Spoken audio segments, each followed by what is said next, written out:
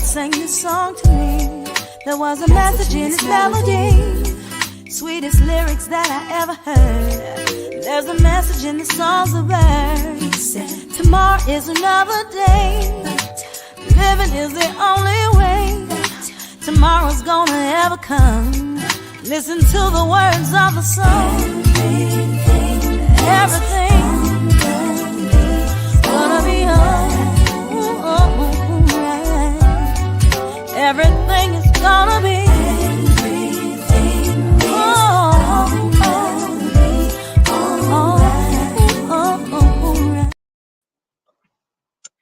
Welcome to A Sip of Inspiration. I am Stephanie Wilson-Coleman, known as the Empowerment Doctor, and I am your host for today's segment. And as Teresa Griffins always reminds us, that everything is going to be okay, especially with my guest today. So Mayim Vega, hope I'm getting that right, has a great background. As a matter of fact, I'm going to read it to you because I was really impressed, enthralled, and anxious to get to meet you and to talk to you. So I want you to, as her bio says, to prepare to be captivated and inspired by her. And she's a leading voice in holistic life coaching and wellness. Now, when you read that, you think, oh, that's pretty cool. But what really makes it even better is she is formerly a NASA computer scientist. So she obviously shifted her career, which we're going to talk a little bit about too, but she shifted her career after overcoming a health crisis that conventional medicine could not resolve. So blending her scientific mind with holistic principles and her personal Jewish faith, she promotes holistic living and helps people develop a holistic success mindset. Her expertise in holistic health, coaching, and business offers a transformative approach to well-being of mind, body, and soul. I want to thank you for being here with me today. I really want to thank you because going from scientist to a naturopath is absolutely fantastic. So, other thing that really gets me too is she has raised 7 children plus 2 adopted children. So not only does she have a great mind, she's got a huge heart too. So thank you for joining me. If you want to, just you can unmute yourself, and yes, there you are. So welcome to us today. We appreciate you taking time out for us. Hello and shalom, Dr. Stephanie. Thank you so much for having me here. And I love your intro, the music, and the words, of your podcast. That's really inspirational, and it got me dancing here, so that's great. Okay, that's good. Because as I always say, we have got to be just dance. Just dance, just be happy. Okay. So let's get started. So can you share something about what it's like to be a NASA computer scientist? Because most of us are thinking like, God, that is absolutely fantastic. So how did you get into that field? And then how did you decide to make the transition to the new field? Yes, absolutely. Well, I got into computer science because in middle school, I took my first computer programming class. And I really loved it. And I really loved just math and computer science programming. And someone was asking me, is that, it's not like regular sciences like biology and, chemistry and things like that. It's more actually about logic, it's more about logic and also creativity and building things. So I kind of feel like it's almost like more like architectural engineering. Mm-hmm. But instead of making buildings, you're making computer programs, right? Okay. So we at NASA, we built software that basically helped other scientists and researchers and engineers create like a virtual model of their invention or whatever it is that they wanted to build before they built an actual full-scale model, so that they could test it virtually before spending hundreds of thousands of dollars, maybe perhaps building a full-scale model. So if it failed on a virtual model, then they would have to go back to the drawing board. But if it succeeded in the virtual model, then they would go ahead and build a prototype and go on to further testing. And then in 2003, I got married and had my first baby, and it was fine at first. And NASA had a great like daycare center right outside the gate. I could right outside the security gate, so I could go on my lunch break and breastfeed him, and then go back to work. But I just felt like, when I came back to work after my 6-month maternity leave, I just felt like it was very unnatural. It seemed really strange.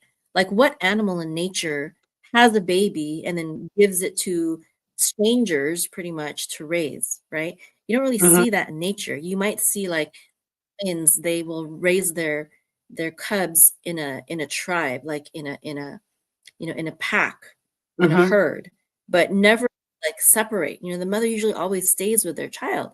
So it's like, this is not natural. I want to do things naturally, as I felt like it was meant to be. So I was like, I need to be at home with my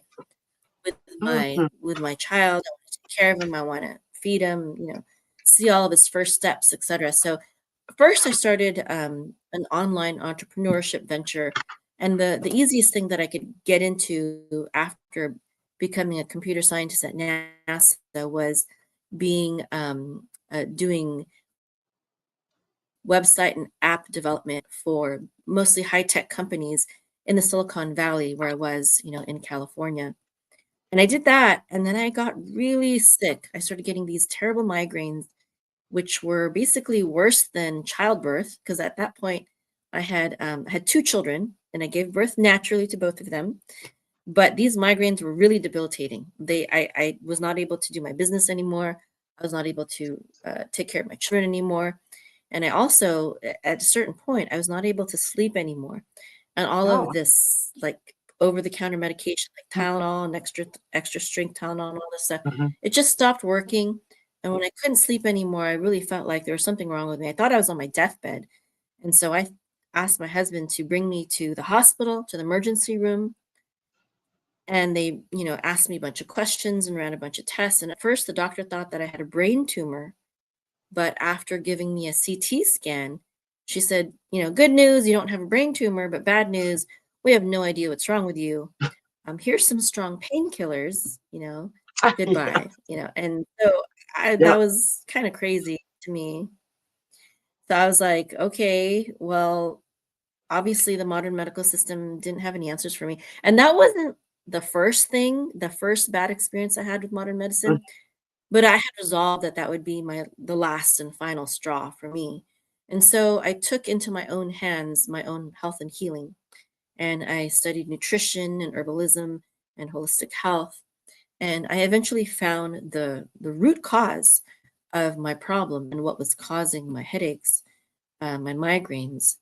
And I just, I was shocked at like how many hundreds of thousands of dollars went into the doctor's education, nurse's education, all the medical equipment in the hospital building itself, and all the staff and machinery. And they couldn't tell me these very simple things that I found out eventually. And, it came in stages. I didn't find the whole answer right away, but eventually I found all the answers. And so I realized that there's a lot of people that had this very similar experience as me, going through the modern medical system, facing disappointment, and not knowing where to turn, and wanting to kind of take it into their own hands because they didn't trust the system anymore, but where to go. So that's when I started coaching people back in 2009. And then more recently, I started a certification program training people to become holistic healers, teaching nutrition, herbalism, and holistic health. And so that's pretty much how I got to where I am right now. So how did your Jewish faith influence your approach to holistic health and success? Yeah, well, in Judaism, there's a principle that everything comes from God, everything comes from one source. good Mm-hmm. and evil. And the good is obviously, we can say, okay, yeah, that's from God. But when there are bad things that happen to us, then we can lose faith, or we can doubt, and we can Mm-hmm. think that maybe God's not in control, because if He's in control, why would He let so much awful, terrible things happen? But if we recognize that even the bad is from the same source as the good, then Mm-hmm. we can understand that even the bad is designed to ultimately be for our good in the end. And so every major transformation I've had in my life, it's because I took my crises, whether it's health crisis or marriage crisis, family crisis, whatever kind of crisis, and I said, you know what? There's a way out. There is a path. There is light at the end of this extremely dark tunnel. And God's going to help me find it. And I'm not going to quit until I find it. I'm not going to quit until I find a cure. I'm not going to quit until I achieve success. I'm not going to give up on my marriage because, um, you know, I can fight for it, Right. Right. etc. So, how does holistic living mean to you? Because it means, with on the internet, it just has a different meaning for everyone who talks about it. So, for you, what does it mean, and how can someone start incorporating it into their life? Yes, absolutely. So, I have a talk that I give often called "The Five Levels of the Soul," and it's a Okay. Kabbalistic teaching, and it basically it goes through the five different words that are translated as soul in various parts of the Bible. And the first word is nefesh, and it refers to our physical bodies. So that means everything from our diet to exercise to getting time out in the sunshine, fresh air, clean, pure water, etc. All these good things that we can do for ourselves, for our physical bodies. And then the Mm-hmm. second level of the soul is in the Hebrew, it's called ruach, or spirit. And this has to do with our emotional health mostly. It has to do with our anger, our joy, our sadness, our hope, um, even our faith, and things like that. These invisible, like, adjectives that we attach to ourselves. This is all in the realm of the ruach, and it's also important to maintain a healthy ruach, and we can do that by not denying our negative emotions, like being willing to experience them but not dwelling in them. So accepting the full spectrum of our Mm-hmm. emotional selves, but also making sure to balance them so that we don't dwell in anger or sadness, but we make sure to balance our lives with joy and faith and hope and things like that. And then the next level would be,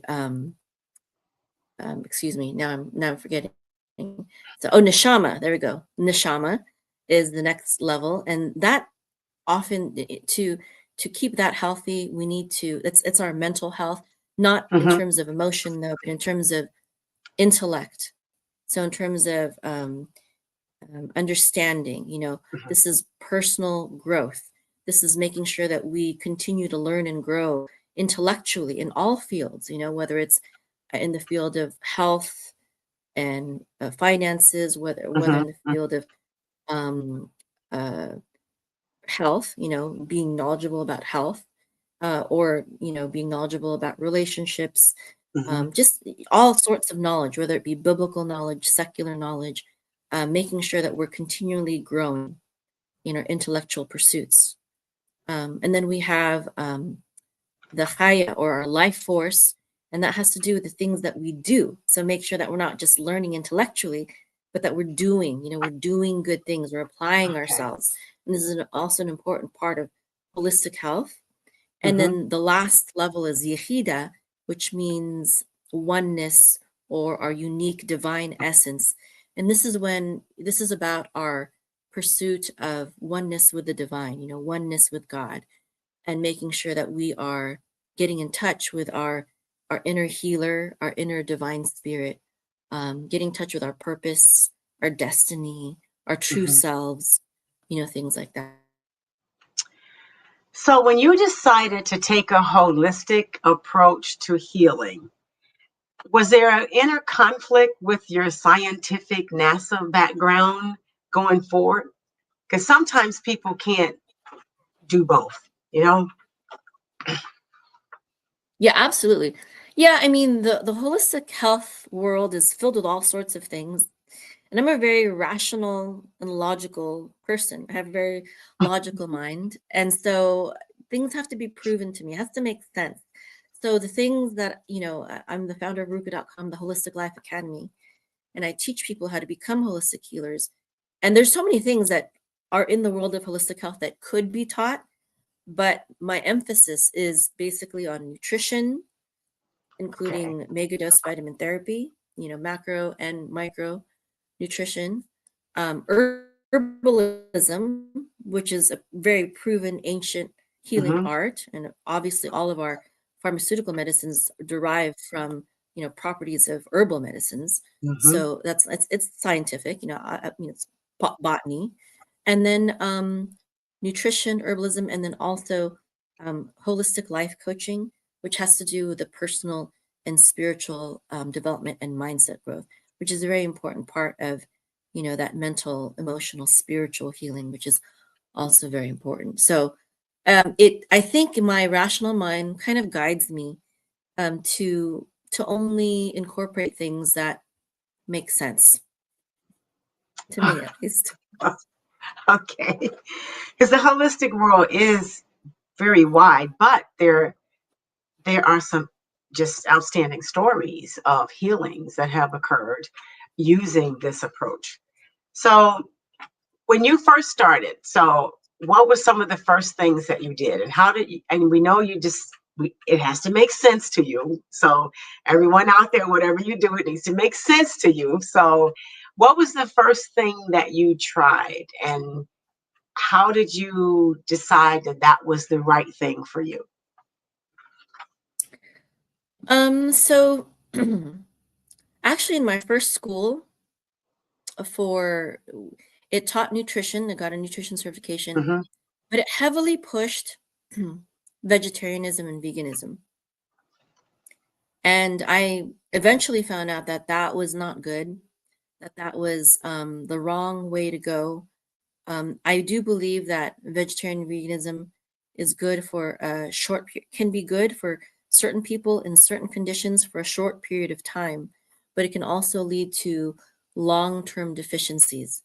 And one of the causes of my extreme migraines was because I was um, I was vegetarian aspiring to be vegan. And so one of the things that healed me was B12 deficiency. And then the root cause of my B12 deficiency was a lack of animal products. So I don't believe in extremes in diet. There's a holistic doctor and dentist by the name of Dr. Weston A. Price, and he traveled all around the world and he studied different native peoples. He found that they were in excellent health. They didn't have the heart disease, diabetes, cancer, all the chronic conditions that we have in the Hmm. Western world. They had excellent dental health, no cavities, and their teeth were straight, even though they didn't brush their teeth. And why? Because they ate a very natural diet, and their diet mainly consisted of meat that they hunted or fished. Number one, that was the primary source of their food. Number two, they also had herbs and a little bit of fruit and a little bit of honey, which they foraged and found as they were following the herds, the animals that they were hunting. But they ate the animal from head to toe. They wasted no part of the organs or Hmm. the bones, anything. Just like the Native Americans, and of course they're part of the Native peoples, the Native Americans. And he also found that here in our Western world, when we were hitting menopause, the people in the tribal groups, the women were still fertile and giving birth, and they were not hitting menopause at the same age, and they were cognizant. They had their mental capacities. They weren't getting Alzheimer's and dementia and things like that. the men were still hunting, and they were valued for their wisdom, and they led and guided the tribes. And so being an elder was a status that held respect and honor. It wasn't like, oh, you're dying, like we need to just put you in a nursing home and whatever. Like, no. And it's because they had, they lived in such a way that as they aged, they didn't weaken, but they still thrived. And he also found that as they when people from the tribe started adopting Western modernized diets Mm-hmm. and lifestyles with all the processed foods and lack of sunshine and sitting all the time and etc., they got the same diseases that we have in our Western world. And so just understanding that our ancestors led the optimal life for health and wellness.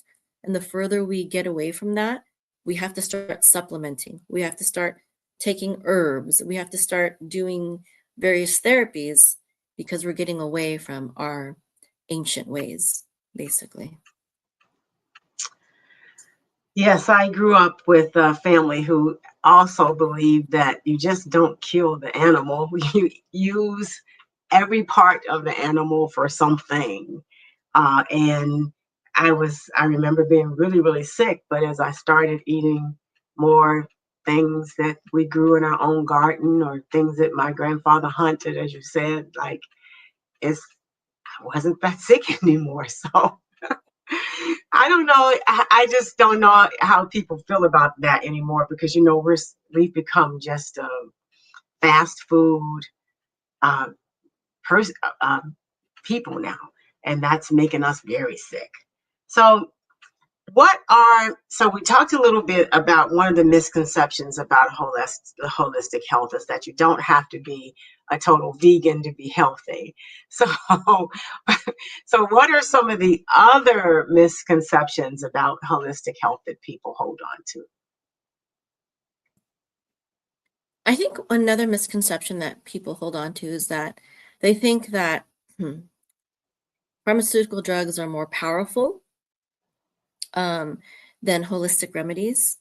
And I don't think that at all, actually.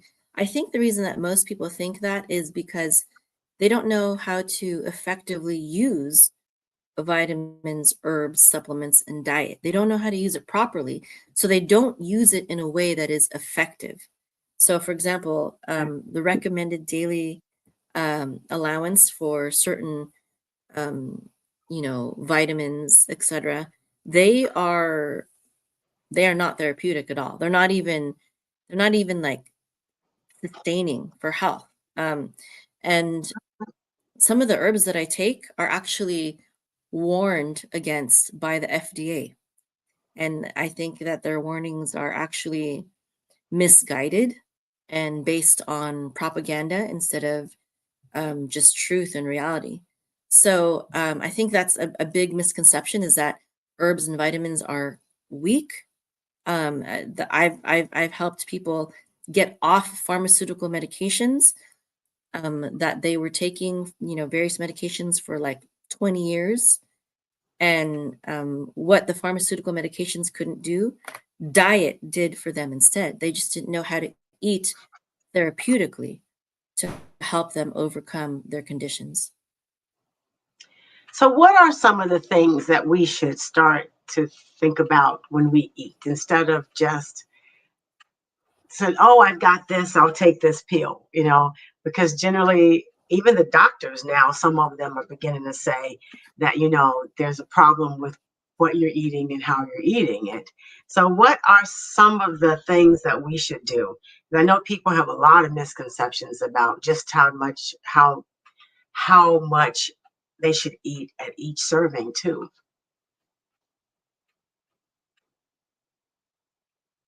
They should eat. I think one good principle is do not eat until you're stuffed. It's better to eat until you're not hungry. Don't eat till you're stuffed. Um, if you're gonna have dessert and sweets and things like that, do it after you've eaten some healthy food. And don't eat too close to bedtime. If you do, you will not get proper sleep, which is important for health and healing. So try to eat, 5 hours or prior before bedtime, if Okay. possible. And if you absolutely must eat after that, try to keep it light and small. As you said, avoid most restaurants. Most restaurants are very not healthy unless that restaurant is avoiding seed oils, avoiding um, you know, or non-organic, GMO ridden meat and vegetables. Really avoid it. When you go shopping, try to shop in the section of perishable food. So Okay. try to avoid packaged food as much as possible. Try to buy things that are perishable, such as meat and vegetables and grains, whole grains, and cook it yourself. And I understand that it is more work and more time to eat this way because you got to cook your own food. But you know what? It'll buy you more years of life, and it'll also buy you a higher quality of life. And once you get some basic delicious recipes down, it'll be easy. Like we have a bread machine, so we make our own bread with organic flour. It's actually cheaper than store-bought bread, and it's so much more delicious. Homemade food, fresh bread is so much more delicious than that store-bought stuff that has added chemicals that deplete our systems of iodine, and it's got all these other toxins in it. So just try to, if you are single, that's especially if you're a single man, that's one of the markers that you're gonna die young. So get yourself a good wife that will cook good, healthy food because that's just a known statistic. If you're a single man, you're probably gonna die young. Probably gonna die soon. So I hadn't thought about like the bread machine. I was always taught growing up that, um, as my mother would say, if it doesn't spoil or go rotten, you don't want to eat that. That's what that was her rule. yes, So exactly. yeah. So we had a garden, and then we gardened, and then we went to places and picked it because she believed that. Nope, if it doesn't spoil it or go bad, we don't want to eat that. Yeah, and that's why we look so great at our age. That's I don't right. know how old you are, but I'm sure you're a lot older than you look because of your mom. The same thing with me. I'm 46 years old. People are like, "What? You've got 7." Yeah, my oldest is 21. So, Oh wow, I'm older than that, but okay, yes, yeah. So, but it really is. And when I thought about it like that, it really is easy. Does this spoil? Does this go bad? Okay, no, I don't want anything that's going to live forever. yeah, except for, salt, things like that. We do buy pasta, we try to get organic. That we go to Trader Joe's a lot. We get this organic brown rice and quinoa pasta. Pasta does stay on the shelf for a long time, but we try not to eat too much of that. We do more of the whole grains like rice and Hmm. stuff like that, and always try to incorporate some vegetables or fruit, with our meals, and also try to get a lot of good quality protein, eggs, red meat, chicken, fish, organic, grass fed, things like pasture raised, things like that. So, when you first started this diet, what did your doctors think? Because that's one of the things that will stop people. Is what did your doctors say? Well, the truth is, after that incident that I told you about in the hospital, I stopped going to traditional medical doctors. So Okay. I didn't, I just started learning, and I had friends who were doctors, and some of them were holistic, and sometimes we discuss things. But there's a doctor that will tell you anything you want. You want to eat McDonald's, there's a doctor that'll tell you you can eat McDonald's. You want to go vegan vegetarian, there's a doctor that'll tell you you should go vegan vegetarian. You want to eat only meat forever, there's a doctor that'll tell you, yeah, you can go ahead and eat only meat for the rest of your life. So, I mean, just because they have, that title doctor, that doesn't necessarily mean that you should listen to them, really. I mean, there is a doctor, one of the experts that my students study. His name is Dr. Wilson-Coleman. And he said that, so he's a medical doctor, but he's holistic. And he says that there are no true holistic doctors. There's only holistic patients.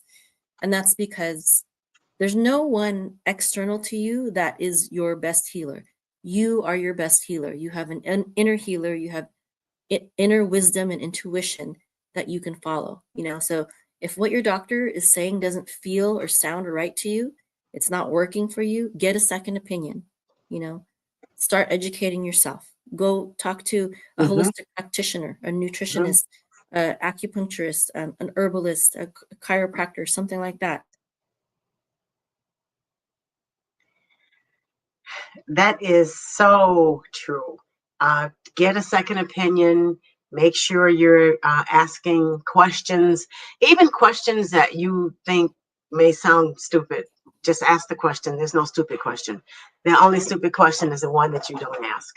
So you're right. We have to empower ourselves to take control of our health when we're in, especially it seems when we're in the midst of a doctor who supposedly knows it all. But so how does your coaching approach integrate mind, body, and soul? How do you do that? Because I know the people you work with are all different. So how do you get them to this point?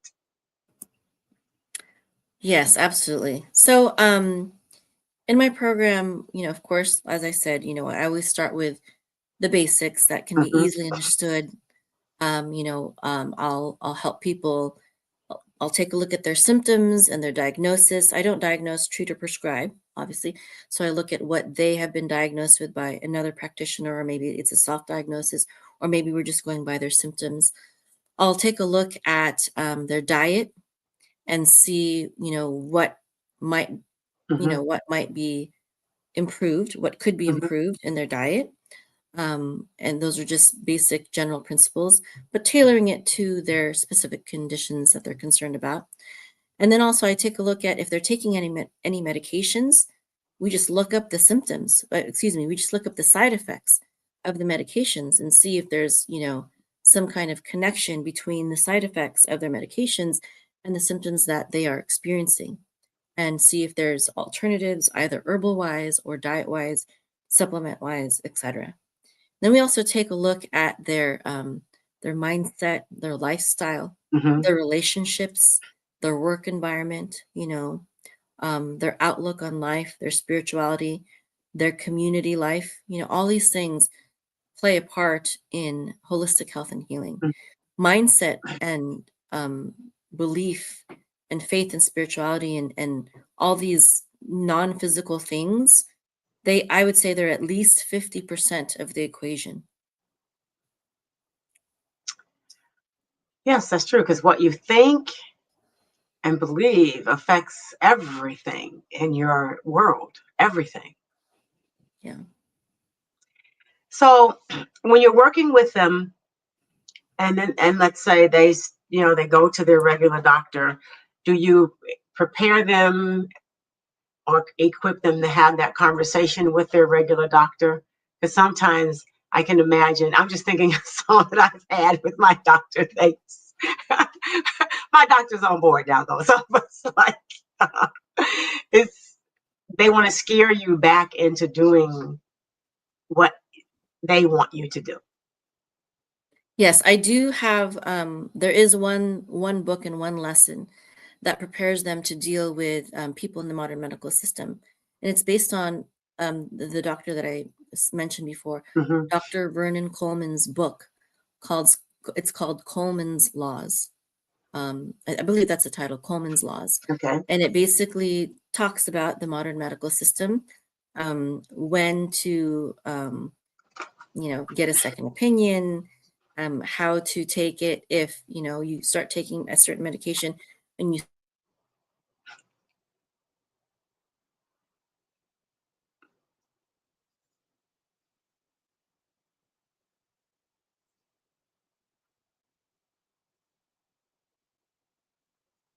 from potential danger, because iatrogenic errors are at least the third leading cause of death in America. Yeah, it's just too bad you don't have many people like me. I just say, I'm not taking that. And then I just move on. It's like, do you know the side effects of that? I do. I'm not taking it. Yeah, just learning how to But look up the side effects. Such yeah, a simple thing, but people they kind of delegate it to the doctor and they think, oh, if it was that bad, the doctor would tell me. But the truth is, most doctors don't take the time. Good, but they don't take that time. and in today's medical world, doctors are incredibly busy also. And there seems to be fewer of them since the pandemic. So you do need to come prepared with what it is you need them to know, because I think sometimes we think that they read minds too, and we know that they don't read any minds at all.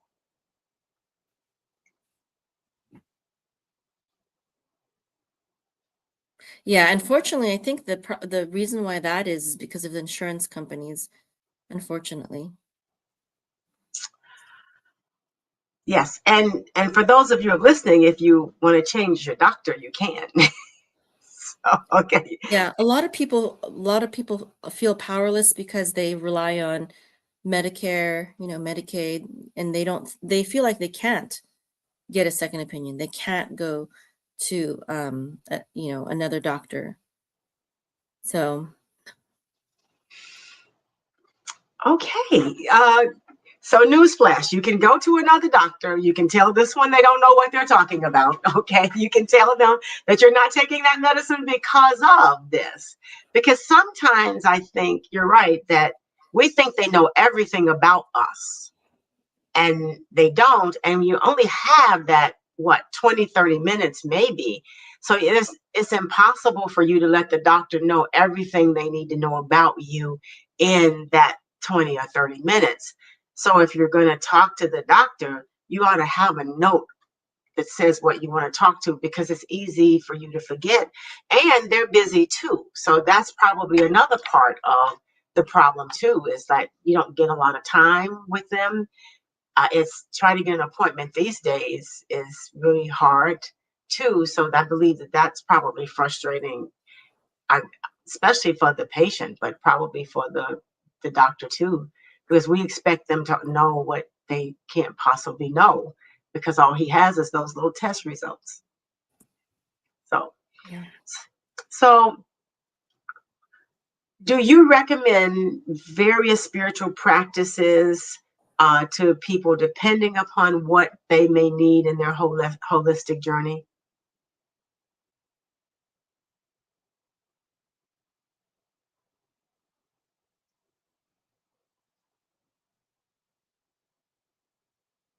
Um, you know, enrich themselves with spiritual and inspirational teachings that will give them hope through their sickness, through a failing marriage, or any other tough times.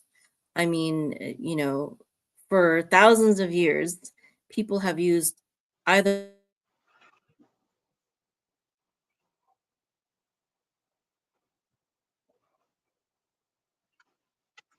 alternative than substances. So yeah, it's definitely I don't promote. I am Jewish, but I don't insist that everyone become Jewish or follow my religion. But I do encourage everyone to get in touch with their inner spirit. Mhm. I do believe every single person is made in the divine image of God, regardless of what religion you're in, and that we have this divine spirit that Yes. wants to help us and lead us and guide us and to trust that more and to take time out to listen more, and seek that spiritual guidance. It can be very comforting and also very empowering, no matter what your challenges are: health, relationships, financial, or otherwise. So when you started this new journey from being a scientist to holistic to medicine, what were some of the things that people thought about this? And how did you get over that to stay on the path that you needed to be on? Um, I don't think anyone was really against me. Like they didn't say anything negative because Mhm. I'm a pretty strong person. They know that if they're going to be negative to me, they're probably not going to be in my life anymore because I don't need to take that from anyone. I know that's right. So people never like they were never like super negative or mean to me about anything. I think that for my husband, because he kind of was there from the beginning to now. And I think for him, I had to convince him of a lot of things. Every little thing, every new thing that I learned, I had to like convince him and show him things and argue with him or show him a documentary or, show him an article or a book or a video or something like that. So I think that was the hardest one to win is my husband. Um, Everyone else, I feel like, maybe in the beginning they were like, okay, whatever. But over time, they've seen my family is healthy. My children have never taken any pharmaceutical medications and they're healthy. And we know how to approach everything with either herbs or supplements or rest, all these holistic things. And so, I have people who are in the medical profession, even doctors, nurses that come to me and they ask me for, what should I do for this? What do you think we should do for this?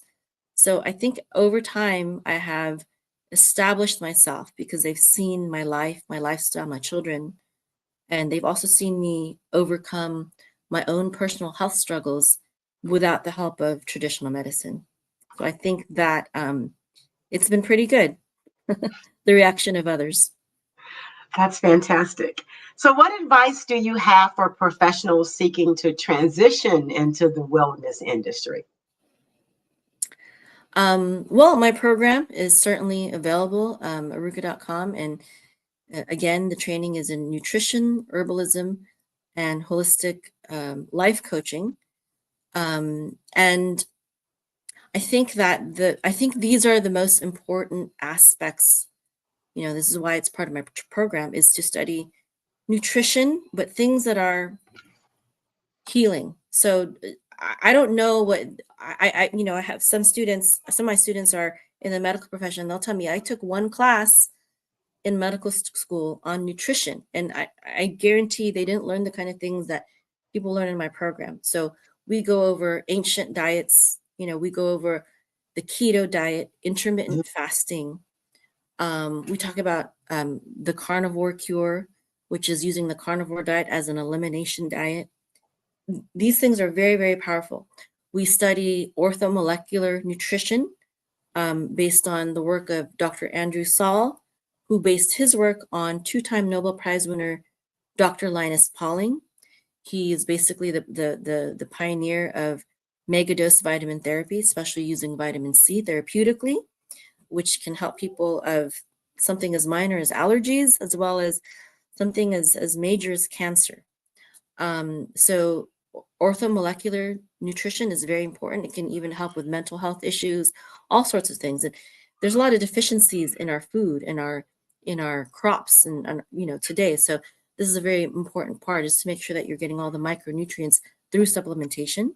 And then herbalism is also very powerful, and it's proven, thousands of years of experience by herbalists and healers. It has proven the art of herbalism. So I think this is also a very important part of being a holistic healer. And then the mindset and understanding, this too, and how that plays a role. Dr. Joe Dispenza is a very good Yes. Yes. resource for learning that aspect of it. So these are sort of the things Yep. that and the experts that are incorporated in my certification program.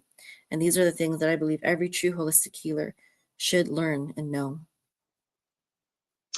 Yes, Dr. Joe Dispenza is in my backyard, so he is wonderful.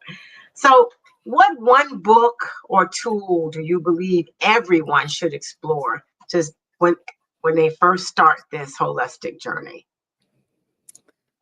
Just one? Oh no, I Oh no, can't. you That's can name as many as you need to. okay. Yeah, I no, know that's it that's takes too more hard. than one book.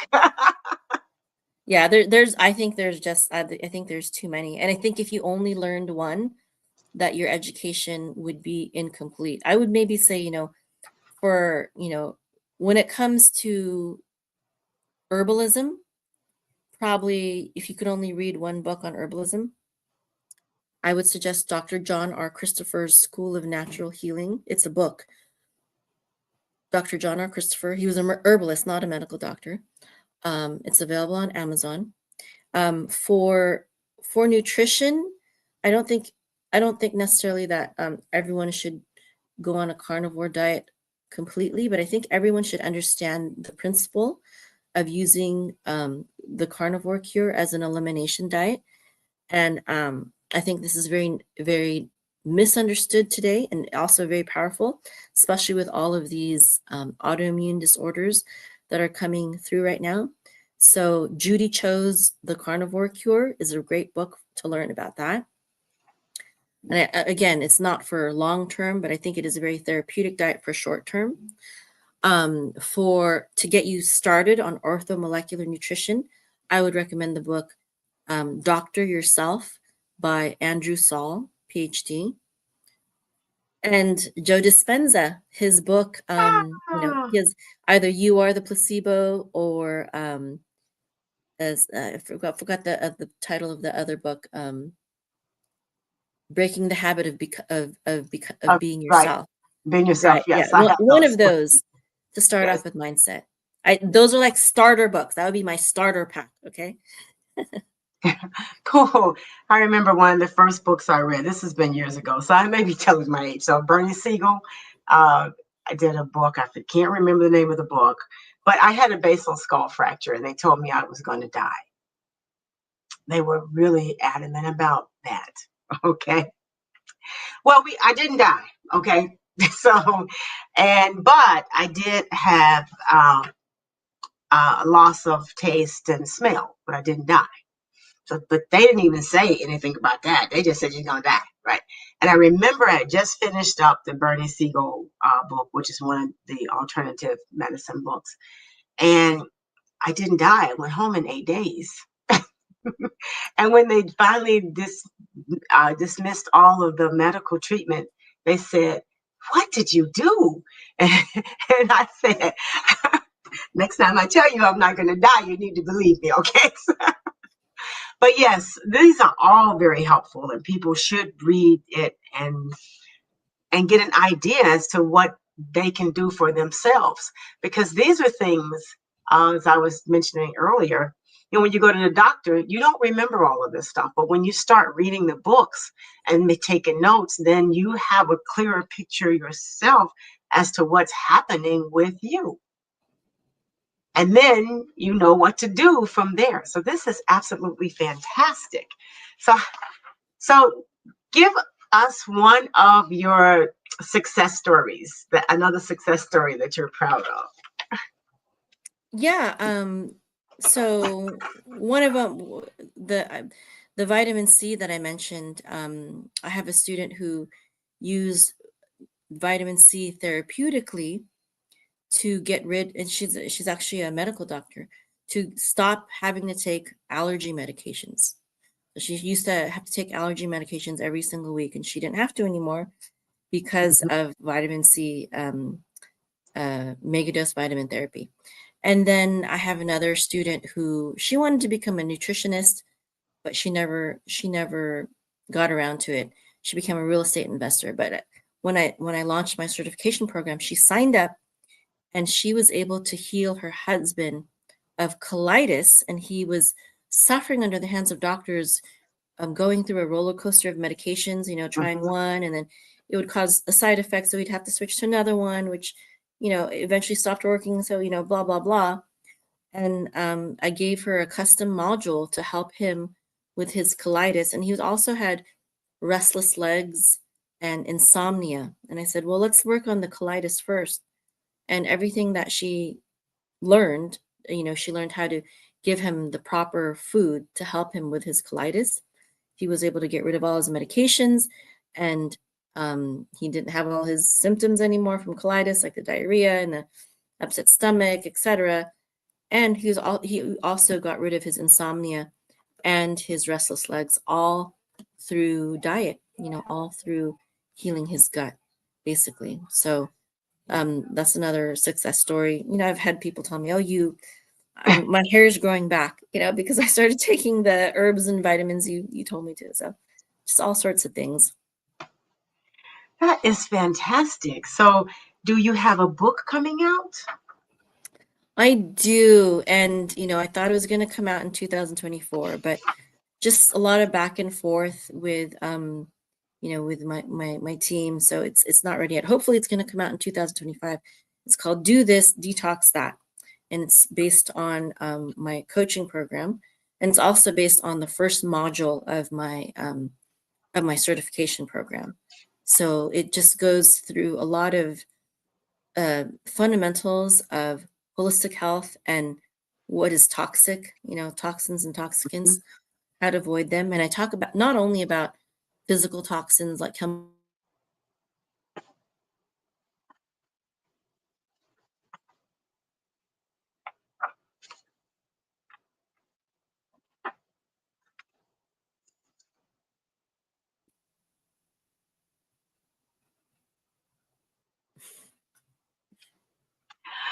So, I am just excited about this. As a matter of fact, because I do a little bit of holistic stuff myself. I used to have asthma, and someone that looks kind of like you, I was having an asthma attack. I was in a health food store, and she said, "No, you need to take this right here." Okay, I haven't had an asthma attack forever, so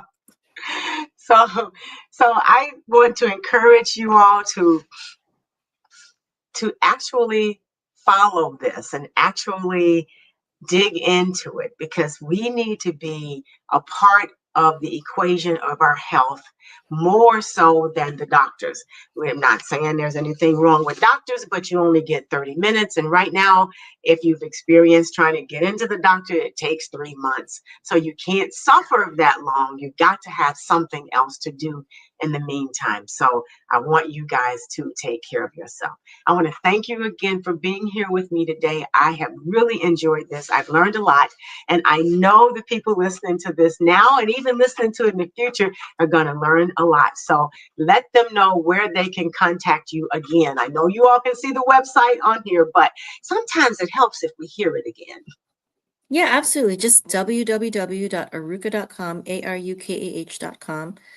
I'm also on YouTube, youtube.com/Arukah. And if you go to my website, though, you can subscribe for my 8 Secrets to Become a Holistic Healer.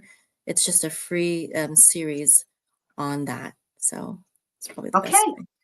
I want you all to please visit her website, because with good health, we can accomplish everything we want to accomplish. Y'all know I always say I can do anything I need to do with the right pair of shoes, but I need to be healthy in those right pair of shoes too. So thank you for joining me today. I just love this.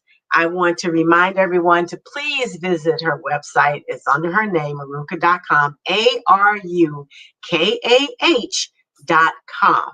And get started on your healthy journey today. If nothing else, just try to be that picture of success in your health. So when you do go to the doctor, they'll say, "What did you do?" I need to do what you've been doing, because they tell me that all the time. It's like, "What you been doing?" It's like, I've just been doing what I need to do to take care of myself. So I want you all to take care of yourself too. So as we come to the close, as usual, I say, may this day offer you just what you need in each unfolding moment. I want you to trust your greatness and embrace your power. See, with the right pairs of shoes, you all know I can accomplish anything. But I want you to be inspired and to further notice. Just celebrate everything that happens in your life. Do not go gently into that good night, but find a hill worth dying for and take it. Be that person that you are waiting for. Make today so awesome that yesterday gets jealous, and above all else, I want you to do it your way. Thank you again for being my guest. Thanks all of you for taking the time out to listen. You know, I always try to bring you something that's going to help you change your life and change your health, and this has done both. So I want you guys to just go and do it your way. Bye now. Bye-bye. Shalom. Thank you, Dr. Stephanie. Thank you.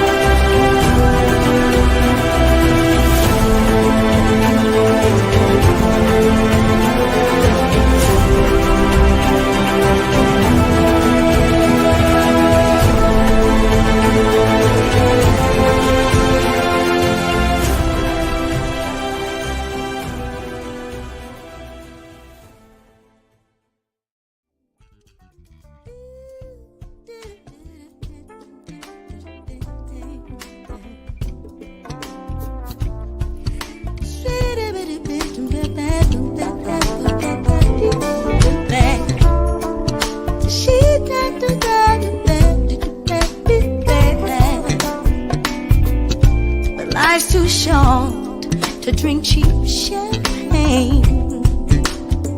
So I decided to buy me